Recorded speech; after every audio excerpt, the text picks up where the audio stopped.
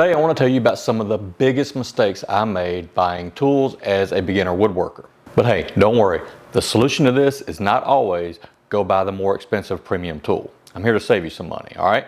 So my first major tool buying mistake was on the table saw. Now, no, I did not start out with the saw stop, and this is an awesome saw, but I'm not saying that you have to go get one. No, my first table saw was actually a Craftsman that I picked up at Sears.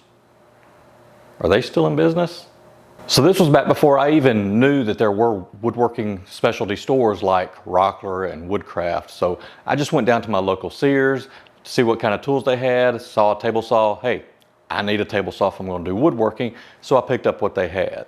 Now this was a contractor style saw that just sat on top of a really flimsy frame and had a dust collection bag underneath the saw. So this saw had several issues, one of which the frame itself was very unstable and it wobbled a lot. The fence and the miter gauge were both horribly inaccurate. Also, this saw was very underpowered. Anything other than just box store pine, the saw would completely bog down and just freeze up the motor. And since the saw was so underpowered, I also couldn't use a dado stack with it. But the absolute worst thing about that saw were the miter slots. See, these were a non-standard size, and they also had these weird little tabs that would prevent you from using anything that could normally run in the slot. It was impossible to use any type of aftermarket miter gauge or jig or sled. I couldn't even make my own that would fit within these slots because of the weird tabs that they had. Now, a really great alternative that I could have gone with instead of the Craftsman saw is the DeWalt 10-inch contractor saw. Now this has some excellent features. It's a much better improvement over the Craftsman saw that I had. While I haven't personally used it, there are a lot of woodworkers that make some really excellent projects with this saw. Now if you're looking for something that's a step up between the contractor job site saw and a professional table saw, I recommend the Rigid R4512 hybrid saw. I used that saw for many years and would still have it today if I hadn't just happened to come across a really great deal on Craigslist on this saw stop. Now the next mistake I made was buying cheap, low quality chisels. And I didn't just do this once, I actually did it twice, because apparently I didn't learn the first time. Now this set I most likely bought at the same Sears as I bought my table saw at, while this other one I picked up at a yard sale, so thankfully at least I didn't spend too much money on these. Now the problem with cheap chisels is where they have to cut corners is on the material that they use, meaning the steel. They also have to cut corners on making sure that they have a good flat back on them. So the issue with a cheap steel is, for one, it's going to be harder to sharpen. And once you do get it sharp, they aren't going to stay sharp. They're going to round over and dull very easily. And since they don't put a lot of effort into making sure that the back is flat, you're going to do a ton of work to flatten it yourself before you can actually get a sharp edge on them. So unfortunately for me, these chisels really only serve one purpose, and that's really to scrape glue. They are no good for fine woodworking and finessing joinery. Now if you're looking for a low cost but good quality alternative, I really like the Nerex chisels. Now these are made with a good quality steel so you can sharpen them and they're going to hold their edge for quite a while. Also the back is already pretty flat as soon as you get them. So skip the discount chisels. You don't have to go for a premium brand, but get something that has a reputation for using good steel and good machining practices. All right, so now let's talk about clamps. Now, I'm sure you've heard as a woodworker, you can never have enough clamps. And for the most part, that's definitely true. However, I don't recommend that you run out and purchase these big bundles where you get like 30 clamps for, $60 or something like that. I did that very early on, bought this big bundle of clamps thinking, okay, here's an opportunity for me to get a bunch of clamps all at once and I'll have enough. However, the quality of those clamps was very lacking, and these have been nothing but headache and frustration ever since. The problem with these is, for one, they're very small, and the steel that they use for the back is very thin, and it actually bends and flexes whenever you put much pressure on these. One of the big issues I have with these is as you're trying to apply the clamping pressure, the jaw on the clamp actually starts slipping down the bar. This becomes very frustrating when you're trying to clamp something together for a glue up and your glue is setting up but your clamps are not working. Also, with this tiny handle, it's very difficult to actually get much clamping pressure on any of my projects. Much better alternative is these Jorgensen clamps. These are really good quality clamps. For one, the jaw on this locks in place and it's not going to move if you don't want it to. So when you're applying your clamping pressure, you know it's not going to go anywhere and you're getting all the pressure you need on your glue joint. You have a much larger handle so you can get a good grip on this to really crank down if necessary. Also, the spine on this clamp is a much thicker than the cheap version. So my recommendation here is to skip the bundles and buy clamps as you need them for your projects. And eventually you'll grow your collection and you'll have a good selection of high quality clamps and not a bunch of junk that ends up just being a frustration. Now, I know clamps can be really expensive, so here's a bonus tip for you.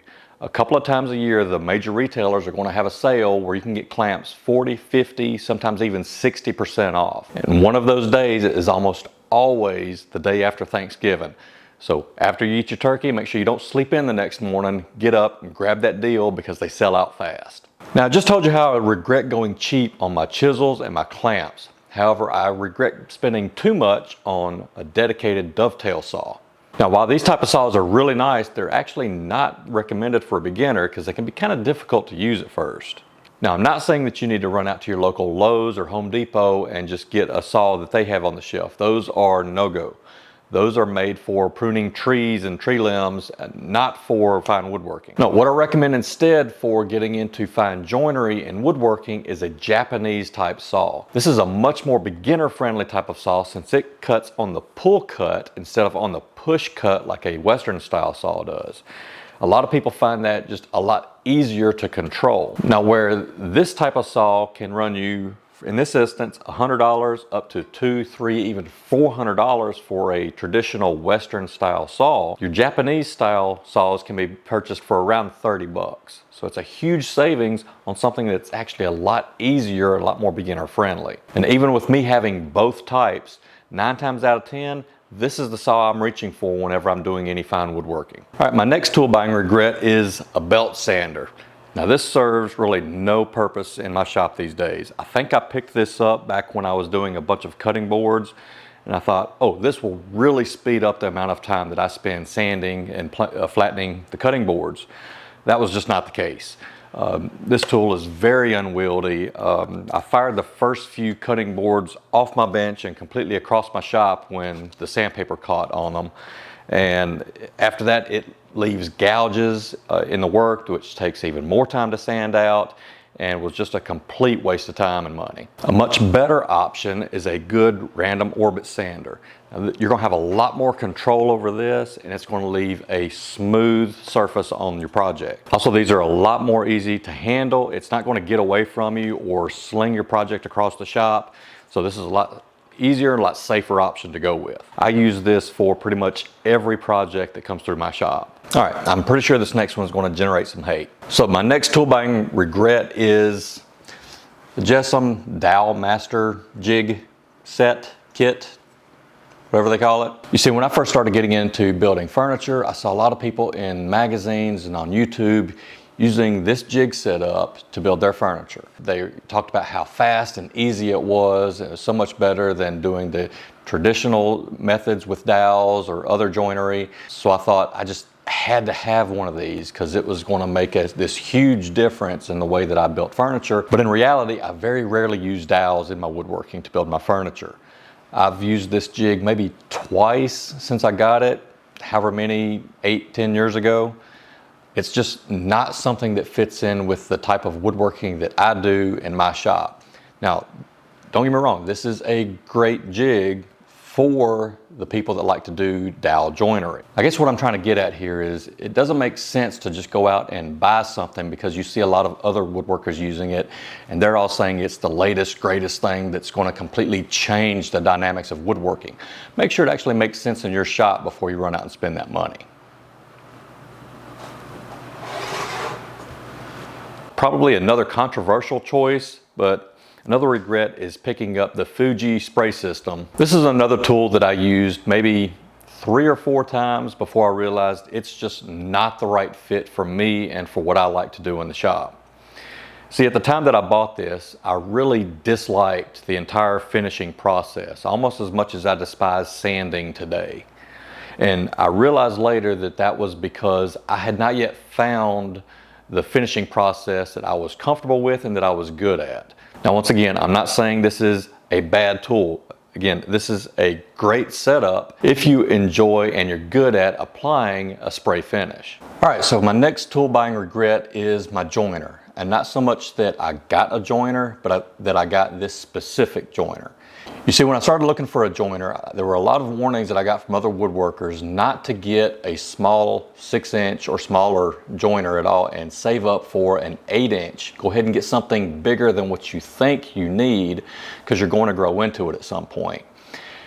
At the time, money was tight, and I went with the 6-inch joiner, and it was actually one of the smallest 6-inch joiners in a floor standing model that was available at the time. Now, I do have a video showing how I'm able to manage with it and do larger boards on this smaller joiner, but it makes me have to take several extra steps in order to flatten and joint the boards. In hindsight, I wish I would have went ahead and took the warnings and saved up a little bit longer to get the larger 8-inch joiner, which would be a perfect fit for me now, even though it was a little bit bigger than what I needed at the time. All right, so now I've got a couple of quick bonuses for you. But first, let me know you made it this far into the video by going into the comments and leaving a comment starting with the word biscuits. That'll let me know that you made it to this point in the video and that you're paying attention. I'll make sure and read and respond to those comments first. Now, let's get to the bonuses. All right, so we talked about sanders and which ones you should and shouldn't use. However, what's even more important than the type of sander you get is the sandpaper. The sandpaper can really make or break your sanding. Let me give you a quick rundown of my personal experience and using my own rating system of the various sandpapers that I've used. Gator is garbage. Diablo is decent. Norton is nice. 3M Extract is extra awesome. Yeah, we'll go with that. Now, whenever you buy a new saw, whether it's a table saw, a band saw, a miter saw, or even a circular saw, go ahead and buy a new blade whenever you buy the tool. The quality of most factory blades that come with your tools is just not that good. So go ahead, buy a replacement blade and put it on your brand new tool so you can save yourself some frustration and get much better results out of your new tools. Now, while I regret having a lot of these tools in my shop and having spent the money on them, I do keep some fairly odd items around that most people wouldn't expect to see in a woodworking shop. But I've found them to be incredibly useful and always have them on hand. So make sure you go check out this video where I explain some of the odd tools that I keep on hand and why you should have them as well. I'll see you there.